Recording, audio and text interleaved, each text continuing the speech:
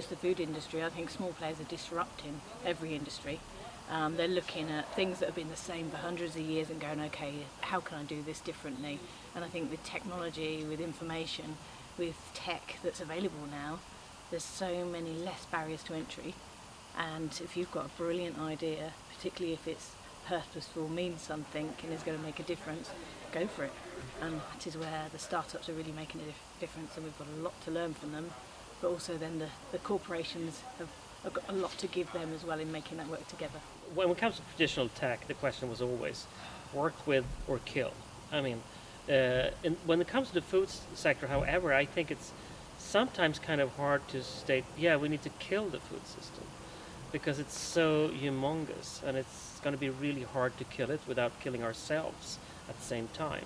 So I think the answer is probably about big corps learning to speak the language of the entrepreneurs, and entrepreneurs learning to speak the language of the corps. Because if someone with immense capabilities in producing and distributing food can turn around and do, something good in distributing, good, healthy, sustainable food with the resources a big corp can have, then suddenly we can have a massive change happening.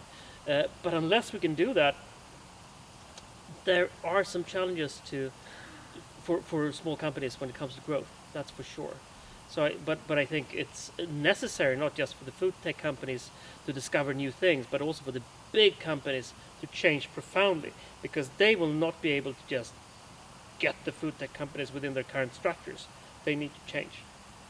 Our corporate clients need to innovate because they're losing market share, because they need to stay relevant to the end consumer. And just nowadays it's the consumer demanding from the corporate what they want, instead of the corporate just supplying and the consumer buying it.